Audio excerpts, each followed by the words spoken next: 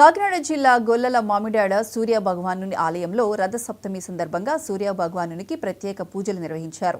మధ్యాహ్నం గ్రామ పురవీధుల్లో స్వామివారికి రథోత్సవం నిర్వహించారు. ఈ కార్యక్రమాన్ని అనపర్తి ఎమ్మెల్యే నల్లమిల్లి రామకృష్ణారెడ్డి దంపతులు రథం తాడు లాగి ప్రారంభించారు. అనపర్తి నియోజకవర్గంలోని ప్రసిద్ధ పుణ్యక్షేత్రాలను కూటమి ప్రభుత్వం అభివృద్ధి చేసి టెంపుల్ హబ్గా మారుస్తుందని స్థానికులకు భరోసా ఇచ్చారు.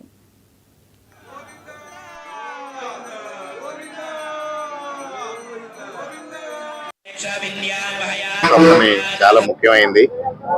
సూర్యగమనం ఆధారంగా సంక్రాంతి నుంచి రథసప్తమి వరకు మనం అనేక కార్యక్రమాలు నిర్వహించుకోవడం జరుగుతూ ఉంది. ఇవాళ ప్రకృతిని పరిరక్షించుకోవడంలో భాగంగా ఇటువంటి పండుగల్ని పూర్వీకులు మనం నిర్దేశించారు. ముఖ్యంగా ఈ రథసప్తమి చాలా ముఖ్యమైన పండుగ మనకి.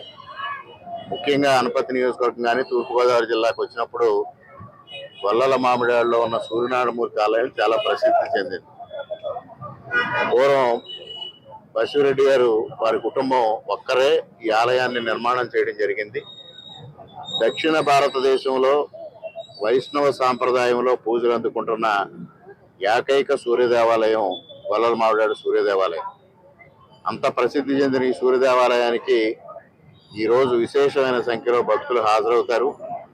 ఈ రోజు నుంచి ఏదైతే భీష్మ ఏకాదశి ఉందో భీష్మ ఏకాదశి వరకు 4 రోజుల పాటు ఇక్కడ ఉత్సవాలు నిర్వహించడం జరుగుతూ ఉంది. 30 నిమిషాలకి స్వామి రథయాత్ర ప్రారంభమైంది.